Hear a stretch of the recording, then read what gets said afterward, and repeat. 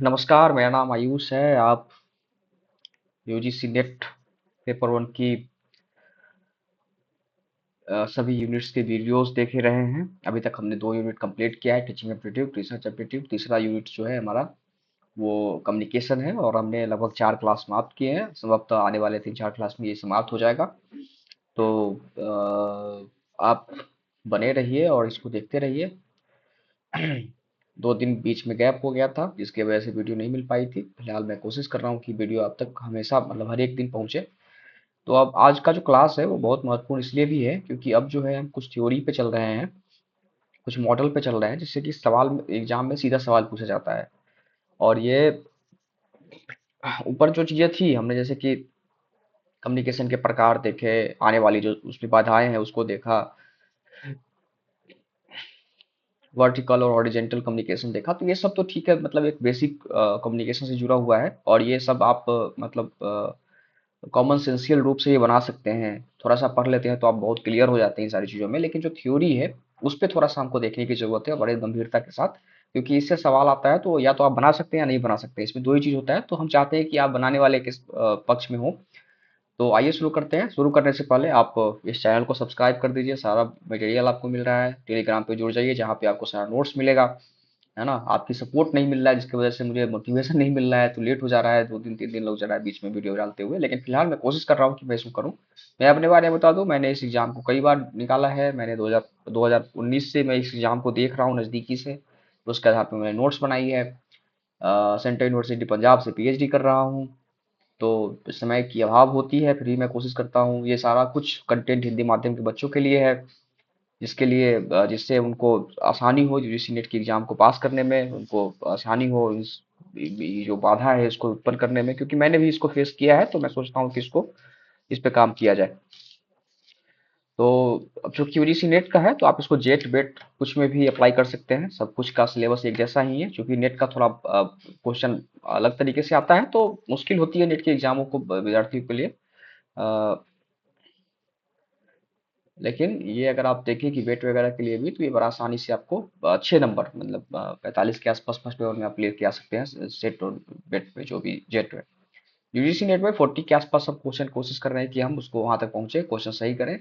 उस स्तर पे हमने कंटेंट बनाई है। हमने कोई डिस्क्रिप्टिव ज्यादा लंबा पैराग्राफ नहीं लिखा है, बस छोटी छोटी लाइनें लिखी है, बिस पॉइंटर टू द पॉइंट, जिससे कि आपको आसानी हो समझने, पढ़ने, लिखने, याद करने में और एग्जाम को देने में। तो चलिए शुरू करते हैं। संचार की रेखीय मॉडल, है ना, लिनियर मॉडल ऑफ कम्युनिकेशन। तो इसके बारे में थोड़ा देख लेते हैं कि जो रेखीय संचार की जो मॉडल है, ये एक सैद्धांतिक ढांचा के रूप में है जिसमें संदेश का प्रभाव एक दिशा में होता है ना। मतलब लीनियर मतलब समझ रहे हैं कि संचार की रैखिक मतलब रैखिक रेखा जो होती है कैसी होती है।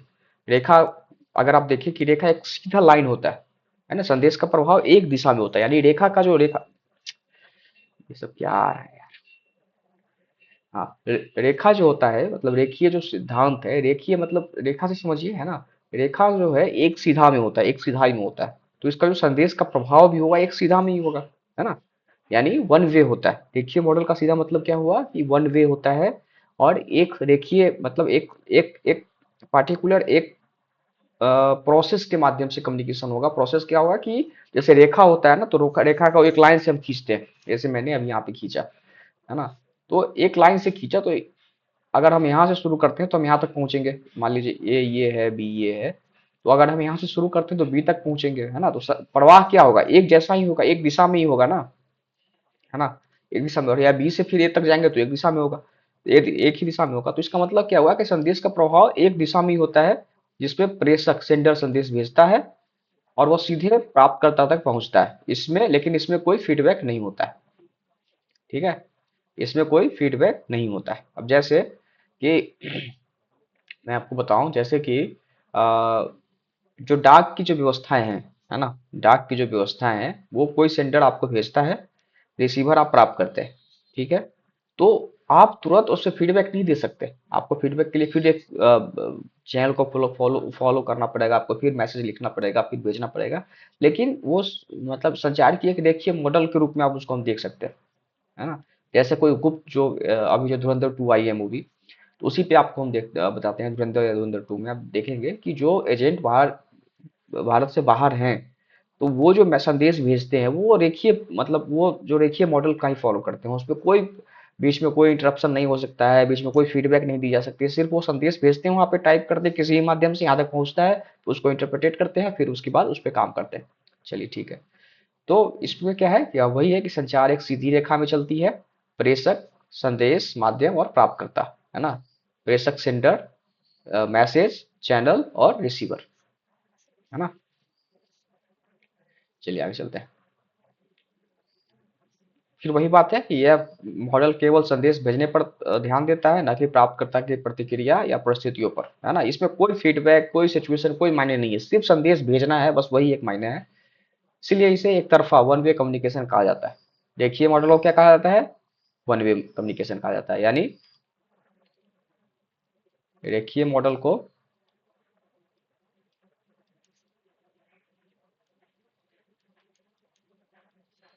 रेखीय मॉडल को क्या कहा जाता है, वन वे कम्युनिकेशन कहा जाता है। मुख्य विशेषता क्या है, वन एक तरफा संचार, नो फीडबैक, समझ गए। प्रेषक मुख्य भूमिका में होता है, जो भेजने वाला वो मुख्य भूमिका में होता है। प्राप्तकर्ता केवल संदेश संदेश प्राप्त करता है, संवाद नहीं होता है, इंटरेक्शन नहीं होता है, बड़े स्तर पर सूचना प्रसार के लिए उपयोगी है ना, बड़े स्तर पर सूचना प्रसार के लिए उपयोगी है। उदाहरण के लिए रेडियो प्रसारण, रेडियो सबसे अच्छा उदाहरण है। रेडियो में हम कोई फीडबैक दे सकते हैं क्या, कोई फीडबैक नहीं दे सकते हैं, उनकी जो संचार है वो हम तक पहुंचती है, हम उसको सुनते हैं। टेलीविजन कार्यक्रम, व्याख्यान प्रस्तुति, सार्वजनिक सेवा घोषणाएं, है ना।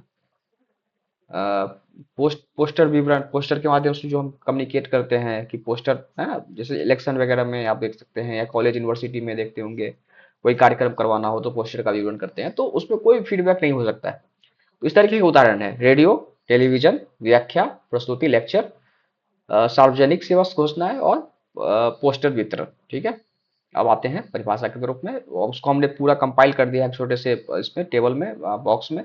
परिभाषा क्या है कि एक सैद्धांतिक मॉडल है, एक तरफा, हमने ऊपर देख चुके हैं। आपको याद हो आसानी से, इसलिए हमने दोबारा मेहनत करके जो ऊपर हमने मतलब एक तो पहले हमने शॉर्ट किया उसको, है ना, पूरे कंप्रेस कर दिया, मतलब 5 पेज को हमने एक पेज में बनाया, ठीक है। और फिर एक पेज को हमने आधे पेज में बना दिया। हम दो मॉडल के साथ आपके सामने उपस्थित हैं, एक तो पहले ऊपर थ्योरी जो हमने देखा ऊपर, फिर उसको हमने एक टेबल में ला के जो है इसको बड़ी आसानी से आप समझ पाए, इसके लिए हमने इसको किया। प्रक्रिया क्या है कि यह क्रमबद्ध सूचना का जो प्रवाह है क्रमबद्ध होता है, या सीधे प्रेषक से प्राप्तकर्ता तक पहुंचता है। प्रेषक यानी सेंडर, है ना, सेंडर और रिसीवर, है ना। तो प्रेषक मतलब सेंडर और ये रिसीवर। फीडबैक क्या है, फीडबैक नहीं होता है, एक तरफा संचार होता है। विशेषता क्या है, इसमें संवाद या प्रतिक्रिया का अभाव होता है, केवल सूचना भेजी जाती है, ठीक है। मतलब इसमें फीडबैक या प्रतिक्रिया का अभाव होता है। उदाहरण क्या है, रेडियो ऑडियो हमने देख लिया था अपने उसमें, श्रोता प्रतिक्रिया उदाहरण टेलीविजन का भी है। हाँ, तो इस तरीके से अब अरस्तु का संचार मॉडल के बारे में देखते हैं। अरस्तु ने संचार मॉडल के बारे में क्या कहा है। तो अरस्तु एक संचार मॉडल, जो उनका संचार मॉडल है वो प्राचीन और रेखीय मॉडल है ना। इसमें संचार को एक तरफा प्रतिक्रिया माना है, जिसमें वक्ता सबसे महत्वपूर्ण होता है और वही संदेश को श्रोता तक पहुंचाता है, ठीक है। इस मॉडल में फीडबैक को महत्व नहीं दिया गया है, ठीक है, इसलिए यह वन वे कम्युनिकेशन होता है। जो हमने ऊपर देखा वही अरस्तु के बारे में वही है। अरस्तु ने प्रभावी संचार के 3 मुख्य तत्व बताए हैं, विश्वसनीयता, भावनात्मकता और तार्किक तर्क, है ना। इथोस, पैथोस और लोगोस, तो इसको आप याद रखिए, ये बहुत महत्वपूर्ण है, ये सवाल पूछा गया है और पूछा जा सकता है बहुत बार कि अरस्तु ने प्रभावी संचार के लिए क्या 3 तत्व जो बताए वो क्या क्या है और क्या नहीं है, ये भी पूछा जा सकता है। तो इसको आप वीवीआईपी कर लीजिए, है ना। तो विश्वसनीयता, एथोस, पैथोस, भावनात्मक अपील, या और तीसरा क्या है, लोगोस, है ना, तार्किक तर्क, ठीक है। 3 तर्क हमारे साथ दोहराइए, 3 मुख्य तत्व क्या है, विश्वसनीयता, भावनात्मकता और तार्किक। विश्वसनीयता, भावनात्मकता, तार्किक, विश्वसनीयता, भावनात्मक, तार्किक, विश्वसनीयता, भावनात्मक, तार्किक। चलिए ठीक है। वक्ता को चाहिए कि वो अपने श्रोता के अनुसार भाषा, उदाहरण, हाव भाव और आवाज का सही उपयोग करे ताकि संदेश प्रभावी हो, ठीक है। वही ऊपर की बातों को इन्होंने अच्छी भाषा में बोल दिया कि अनुसार भाषा, उदाहरण, हाव भाव और आवाज सही उपयोग हो ताकि संदेश प्रभावी हो, ठीक है। वही बात है। स्पीकर वहां तक पहुंच गया है, मतलब वक्ता और स्पीकर तक है। मुख्य वक्ता सबसे महत्वपूर्ण होता है, दूसरे संचार का जिम्मेदार होता है। फीडबैक, फीडबैक की महत्व नहीं है। वक्ता की भूमिका ये आप ना, मैं आपको इसलिए यहाँ पे ज़्यादा समय नहीं दे रहा हूँ कि जब मैं ये आपको पीडीएफ दूंगा टेलीग्राम पे, तो आप बस ऊपर नहीं पढ़ेंगे, सिर्फ टेबल टेबल पढ़ के ही आप जो है एग्जाम के लिए क्विक रिवीजन कर लेंगे। एक एक मतलब 2 से 3 घंटा में पूरा सिलेबस रिवीजन आपका हो जाएगा। ये आप क्वेश्चन बना रहे हैं कि नहीं बना रहे हैं, पीवाई की किसी पीवाई को उठाइए और क्वेश्चन बनाइए, आपका सब क्वेश्चन बनेगा। वक्ता को अपने शब्दों का चयन सावधानी से करना चाहिए, ठीक बात है। श्रोता, संचार के प्रभावी बनाने के लिए श्रोताओं का विश्लेषण करना आवश्यक है।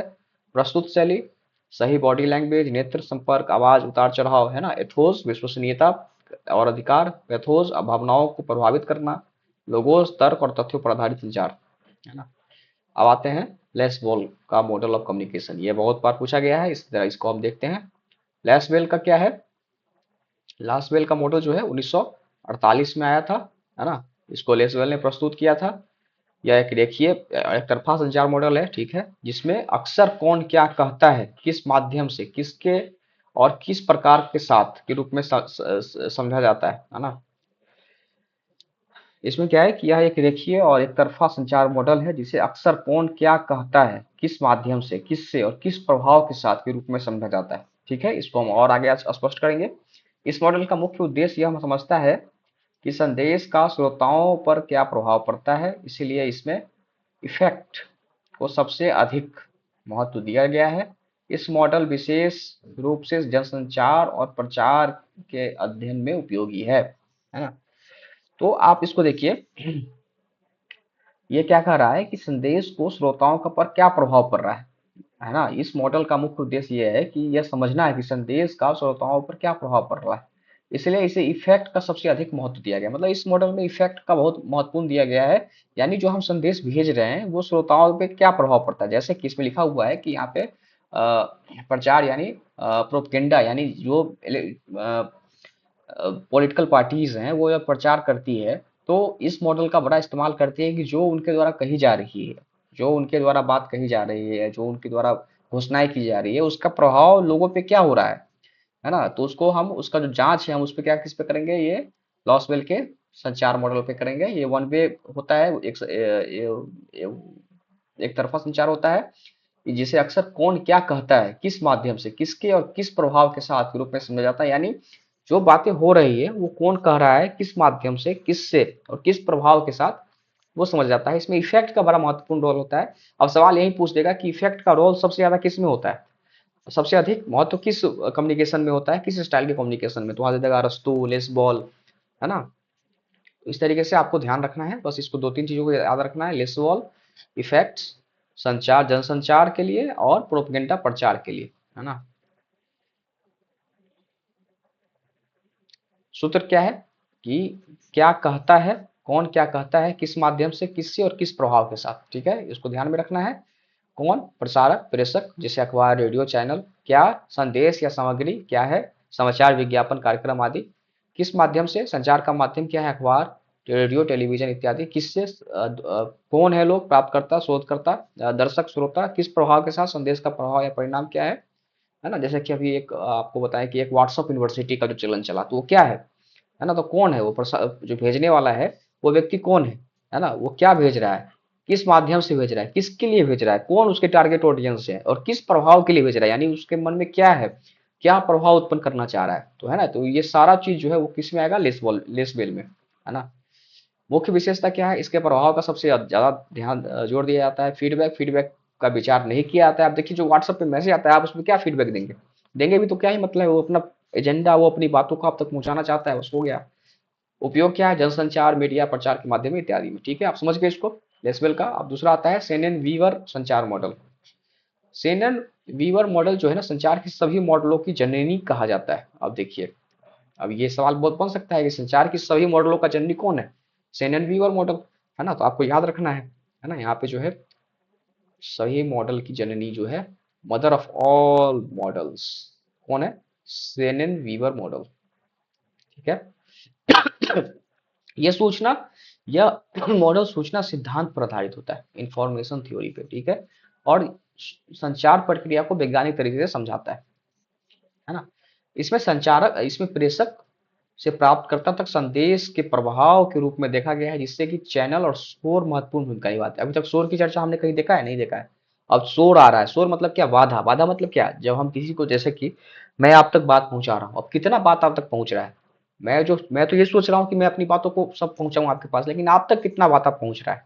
मान लीजिए अगर आपका पूरा बात नहीं पहुंच रहा है, तो बीच की जो बाधाएं हैं, बीच की जो वो रास्ते हैं, वो उस बाधाओं को तोड़ सकती है, रोक सकती है। उसमें क्या क्या हो सकता है कि मान लीजिए हम स्पष्ट रूप से नहीं बोल पा रहे हैं आपके साथ, आपका नेटवर्क खराब हो, हमारा नेटवर्क खराब हो, आप तक बात नहीं पहुंच पा रही हो, या जो हम बोल रहे हैं, जो हमारा शब्दावली है, वो आप तक सही से नहीं समझ पा रहे हैं आप, तो ये सारा कुछ जो है वो शोर में आता है, बाधा में आता है, रुकावट में आती है ना। या हो सकता है कि मैं आप तक, मेरी मनोवैज्ञानिक अ, चीजें हो सकती है कई की, जो हम आप तक, ऊपर हमने देखा है शोर के बारे में कि शोर क्या है, लेकिन हम आपको उतना बताता हूँ कि मनोवैज्ञानिक हो सकती है कि मैं मानसिक रूप से उतना मजबूत ही ना हूँ कि जो मैं अब कहना चाह रहा हूँ आपको कह पाऊँ, है ना। हो सकता है कुछ तनाव हो, या हो सकता है कि आपके साइड से हो, या हो सकता है कि मेरी शारीरिक रूप से हो कि मैं आपके सामने स्पष्ट रूप से शारीरिक क्रिया करके नहीं दिखा रहा हूँ, है ना। क्योंकि हम जब बोलते हैं तो सिर्फ उसमें भाषा ही नहीं होती है, हमारी मनोभाव भी होता है, हमारा लहजा होता है, हमारी बॉडी लैंग्वेज होती है, तो वो सारा चीज मिलके संदेश बनाता है, कम्युनिकेशन बनाता है, कम्युनिकेशन करता है। तो वो सब कुछ अगर आप तक पहुंच पाता है तो ये, तो कम्युनिकेशन सार्थक माना जाता है, नहीं तो बाधाएं उत्पन्न होती है। तो इसमें क्या है कि सेन एंड वीवर मॉडल में चैनल और शोर को महत्वपूर्ण भूमिका दिया गया है, ठीक है। यह मॉडल बताता है कि इसमें बाधा, नॉइस और फीडबैक को भी शामिल किया गया है, जिससे यह अधिक व्यवहारिक होता है। अब आसान भाषा में समझ लेते हैं। मॉडल के प्रकार क्या है, यह वैज्ञानिक और रेखीय संचार मॉडल है, ये भी रेखीय संचार मॉडल है। मुख्य आधार क्या है, यह सूचना सिद्धांत पर आधारित होता है, इंफॉर्मेशन थ्योरी पे, है ना। सूचना स्रोत क्या है, वह स्थान जहां से संदेश उत्पन्न होता है। प्रेषक और ट्रांसमीटर क्या है, संदेश को सिग्नल में बदल कर भेजता है। चैनल क्या है, वह माध्यम जिससे संदेश भेजा जाता है। शोर क्या है, संचार में आने वाली बाधाएं, नेटवर्क इत्यादि। रिसीवर सिग्नल को समझकर संदेश में बदलता है। अ, गंतव्य, डेस्टिनेशन क्या है, अंतिम व्यक्ति को संदेश संदेश प्राप्त करना है। फीडबैक, प्राप्तकर्ता की प्रतिक्रिया, संचार पूर्ण होता है। विशेषताएं, इस मॉडल में नॉइस और फीडबैक को शामिल किया गया। बस आपको यही दो ही याद रखना है। सीनियर वीवर मॉडल में क्या किया गया है, नॉइस और फीडबैक को शामिल किया गया है। ये लर्नर मॉडल है, बाकी सब कुछ ऊपर ही बात कही गई है, जो उसमें कुछ ज्यादा वो नहीं है ना। बस आपको याद रखना है, इसमें दो चीज बात का आपको बता देता हूँ कि फीडबैक, है ना, ये पहला तो जननी है सारे मॉडल का। दूसरा, ये नॉइस और फीडबैक को शामिल किया गया किसमें, सीनियर वीवर मॉडल में, ठीक है। चलिए, वर्लो का S M C R model, है ना। वेरलो का जो है वो S M C R model है, ये बहुत महत्वपूर्ण है, कई बार पूछा गया है इसको, आप कई बार आप एग्जाम में देखेंगे तो इस सवाल को आपको दिख जाएगा। तो इन्होंने क्या बोला है, इसने वेरलो ने दिया है इस मॉडल को, चार मुख्य भागों में बांटा है। सोर्स, मैसेज, चैनल और रिसीवर, है ना। यह मॉडल बताता है कि संचार, प्रभावी संचार के लिए इन चारों तथ्यों को सही होना जरूरी होता है, जिसमें स्रोत और प्राप्तकर्ता की क्षमता, ज्ञान और संचार कौशल महत्वपूर्ण होते हैं, है ना। साथ ही संचार समकालीन या अतुल्यकालीन हो सकता है ना। समकालीन मतलब क्या होता है कि ये दो सीधे संपर्क में हो, जब दोनों सीधे संपर्क में हो, जैसे बातचीत। अतुल्यकालीन मतलब क्या होता है, जब सीधे संपर्क ना हो, जैसे ईमेल का या फीडबैक में देरी होती है इत्यादि, इस तरीके से, है ना। तो इसमें क्या है कि इन्होंने, इसमें याद क्या रखना है कि ये चार मुख्य तत्वों से है। वर्लो का है क्या क्या है, सोर्स, मैसेज, चैनल और रिसीवर। इसको आपको दे देगा कि आप इसको अरेंज कीजिए, है ना। मैसेज पहले दे देगा, सोर्स बाद में, फिर चैनल, फिर रिसीवर। रिसीवर तो लास्ट में ही आएगा, प्राप्त करता है। चैनल क्या आएगा, चैनल और मैसेज में लोग फंसते हैं, है ना। चैनल पहले कि मैसेज पहले, तो भाई मैसेज ही पहले उसको हम करेंगे ना इनकोड, उसके बाद चैनल के माध्यम से भेजेंगे। Source, channel, source, message, channel, receiver, याद कीजिए, बोलिए हमारे साथ दो बार। सोर्स, बोलिए बोलिए बोलिए, बोलिए ना। Source, message, channel, receiver. Source, message, channel, receiver. Source, message, channel, receiver. Source, message, channel, receiver, किसका, वेरलो का, वेरलो का। सोर्स, मैसेज, चैनल, रिसीवर, है ना। चलिए, तो आगे चलते हैं। इसमें वही बात है, संदेश, संदेश भेजने वाला किसी कौशल, ज्ञान और दृष्टिकोण महत्वपूर्ण होता है। वह सूचना या विचार को भेज सकता है। चैनल व माध्यम से सूचना, संदेश पहुंचाया जा सकता है। संदेश प्राप्त करने वाला जिसकी समझ और अनुभव महत्वपूर्ण होते हैं। श्रोता प्राप्तकर्ता दोनों क्षमता में होते हैं। तो वही बातें हैं, इसमें ज्यादा कुछ समझने की जरूरत है नहीं, है ना। सीमाएं क्या है, इसमें फीडबैक स्पष्ट रूप से शामिल नहीं होते हैं, बस इसको याद रखना है ना। फीडबैक स्पष्ट रूप से शामिल नहीं होते, होते हैं शामिल लेकिन स्पष्ट रूप से नहीं होते। उद्देश्य क्या है? संचार को प्रभावी बनाने के लिए सभी घटकों का संतुलन संतुलन जरूरी है। ठीक है, चलिए। तो अब जो है हमने अब दूसरा मॉडल की तरफ हम लोग चल रहे हैं। कई मॉडल हमने देखना है और कुछ ज़्यादा लें वो नहीं है, मुश्किल नहीं है। सब आसान आसान से आसान भाषा में आपको हम समझाने की कोशिश करेंगे, है ना। इंटरेक्टिव मॉडल ऑफ कम्युनिकेशन, है ना। अब इसमें क्या है कि ये अभिसरण, है ना, कन्वर्जेंस मॉडल भी कहा जाता है इसको। यह एक दो तरफा यह एक दो तरफा संचार प्रक्रिया है। एक है ना, इसको यहाँ पे कॉमन जो कॉमा छूटिया है, यह एक दो तरफा टू वे प्रक्रिया जिसमें प्रेषक और प्राप्तकर्ता दोनों बारी बारी से संदेश भेजते और प्राप्त करते हैं। जैसे क्या, आप किसी से फोन पे बात कर रहे हैं तो ये क्या होगा, इंटरेक्टिव, नाम से ही स्पष्ट है इंटरेक्टिव, यानी इंटरेक्टिव हमने ऊपर देखा नहीं इंटरेक्टिव मॉडल। इसमें फीडबैक बहुत महत्वपूर्ण होता है क्योंकि इसी माध्यम से संचार प्रभावी बनाता है। इससे प्रत्येक व्यक्ति इनकोडर और डिकोडर दोनों की भूमिका निभाता है। इसके अलावा फील्ड ऑफ एक्सपीरियंस भी महत्वपूर्ण होता है क्योंकि व्यक्ति का ज्ञान, संस्कृति और अनुभव संदेश को समझ को प्रभावित करता है। ठीक है, मॉडल का प्रकार क्या है? यह दो तरफा मॉडल है। ठीक है, मुख्य रूप से क्या है, प्रेषक और प्राप्तकर्ता दोनों अपने अपने संदेश को बाहरी भेजते हैं। इंटरेक्टिव है दोनों, इनकोडिंग डिकोडिंग, प्रत्येक व्यक्ति संदेश भेजते समय इनकोडिंग इनकोडर और प्राप्त करते समय डिकोडर होता है। संदेश बातचीत के दौरान भेजी गई सूचना या विचार, फीडबैक प्राप्तकर्ता स्वाभाविक है देगा। अनुभव का क्षेत्र, व्यक्ति ज्ञान, संस्कृति, अनुभव जो संदेश की समझ को प्रभावित करता है। समझ रहे हैं मतलब। अब देखिए, अब इस पे मैं आपको अगर एक उदाहरण दूं कि मैं अगर बिहार से हूँ और कोई वीडियो जो है साउथ के साथी हमारे देखते हैं, तो उनकी संस्कृति, उनका अनुभव, उनका ज्ञान, हिंदी भाषी ना होने का प्रभाव, उनको ये समझने में थोड़ा मुश्किल हो सकता है। लेकिन वही अगर हमारे बिहार के हिंदी भाषी क्षेत्र के लोग देखेंगे तो वो जितना हम समझाना चाह रहे हैं उतना उसके आसपास वो समझ पाएंगे, है ना। माध्यम क्या है, संचार मौखिक या गैर मौखिक दोनों तरीके से हो सकता है। बातचीत के माध्यम से हो सकता है, ईमेल के माध्यम से हो सकता है, कुछ संदेश के माध्यम से हो सकता है। विशेषता क्या है, इसमें सक्रिय संवाद और भागीदारी होती है। उदाहरण, बातचीत, email, video call, social media इत्यादि। मुख्य प्रकार क्या है, ऑसगुड, गॉस मॉडल, वेस्टी और मैकलीन मॉडल, है ना। तो ये तीन चार मॉडल जो है इस पे हम लोग अभी चर्चा करेंगे।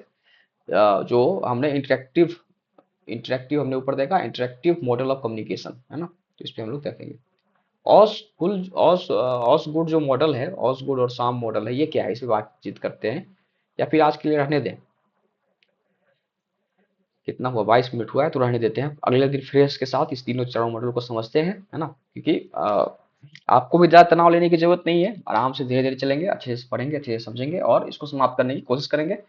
लास्ट में बस एक बात कहना चाहता हूँ कि आप सपोर्ट कीजिए। अगर आप सब्सक्राइब नहीं करेंगे, लाइक नहीं करेंगे, कमेंट नहीं करेंगे, तो फिर मुझे मोटिवेशन नहीं मिलेगा, मुझे पता ही नहीं चलेगा कि आप देख रहे हैं कि नहीं देख रहे हैं, तो फिर वो मज़ा नहीं है। फिर वो तीर जलाने जैसा है अंधेरा में, है ना। तो आपके लिए अगर आप मेहनत कर रहे हैं, कंटेंट बना रहे हैं, लिख रहे हैं, ला रहे हैं आपके लिए, तो आपका बनता है कि आप टेलीग्राम पे जुड़िए, लाइक कीजिए, सब्सक्राइब कीजिए। वो ही नहीं रहा, बताइए। मैं 32 वीडियो अभी तक डाल चुका हूँ, है ना। और सब्सक्राइबर मेरा 47 है, तो कैसे होगा मतलब एक वीडियो पे एक सब्सक्राइबर भी सही से अगर नहीं हो रहा है, तो बड़ा मतलब मुश्किल है। या तो आप बताएं कि मुझे और चेंज करने की जरूरत है तो उसमें मैं काम करूं, या फिर ये बताएं कि फिर वीडियो दिख नहीं, मतलब लोग देख क्यों नहीं रहे हैं। अगर नहीं देख रहे हैं तो फिर मतलब मैं कोशिश कर सकता हूँ कि आप तक आसान, सरल और सभ्य भाषा में चीज़ों को लेके आऊँ, आपका स्कोर इम्प्रूव करने में प्रयास करूँ। तो आप टेलीग्राम पे जुड़ जाइए, आपको वहाँ पे नोट्स मिल जाएंगे। लाइक कर दीजिए, सब्सक्राइब कर दीजिए और इसको देखिए, सवाल बनाइए, PYQ देखिए, किसी किताब को उठाइए और जो भी टॉपिक हमने पढ़ा है उसको बनाइए, आपको सारा सवाल बन जाएगा। बाकी हम लोग मिलते हैं अगले क्लास में और अच्छे से अपन समाप्त करेंगे। मैं पूरा मोटिवेट रहता हूँ कि मैं इसको अच्छे से करूँ, मतलब जो चैलेंजेस हमने फेस किए वो आप ना करें, आप और हम मिलके एक अच्छा स्कोर करें। लेकिन समस्या यही कि आपका सपोर्ट नहीं मिल रहा है मुझे, तो मुश्किल होती है वो मोटिवेशन बनाए रखने में। क्योंकि बहुत सारे काम मुझे भी होते हैं, किताबें लिखनी है, किताबें पढ़नी है, अलग अलग चीज़ों को समझना है, रिव्यू करना है, टॉपिक्स पे चर्चा करनी है, कई लेख लिखने हैं, कई सोशल एक्टिविटी कर रहे हैं उसमें भाग लेना है ना। तो इसके बाद मुझे समय निकाल के जो है आपके लिए करना है। अभी एग्जाम है असिस्टेंट प्रोफेसर का, उसमें फोकस करना है। PPSC आने वाली है, उस पर देखना है। तो इन सारी चीज़ों के बावजूद मैं आपके लिए वीडियो बनाता हूँ 2-3 घंटे निकाल के। तो मतलब आपके सपोर्ट जरूरी है, नहीं तो फिर मुश्किल हो जाएगा। मतलब मुझे लगेगा कि भाई लोग देख ही नहीं रहे तो क्यों बनाऊं मैं, है ना। चलिए, बहुत बहुत धन्यवाद। मुझे उम्मीद है आप सपोर्ट करेंगे। लाइक सब्सक्राइब जो भी हो सकता है आपके द्वारा कीजिए, वीडियो लोगों को शेयर कीजिए, लोगों तक पहुंचाइए जो इस तरह की चीज़ों को करना चाह रहे हैं। बाकी बहुत बहुत धन्यवाद, मिलते हैं अगले वीडियो में। और आराम आराम से चलेंगे, कोई मुश्किल नहीं है, सब आराम से हो जाएगा, कोई दिक्कत वाली बात नहीं है। कुछ अगर समझ में नहीं आता है तो मैसेज कर सकते हैं टेलीग्राम पे भी, इस पे भी, है ना। आराम से चलेंगे, अच्छा स्कोर लेके आएंगे, आप विश्वास रखें मुझ पे। मैंने कई बार किया है, आपको भी करवाएंगे। बहुत बहुत धन्यवाद, शुक्रिया। जय हिंद।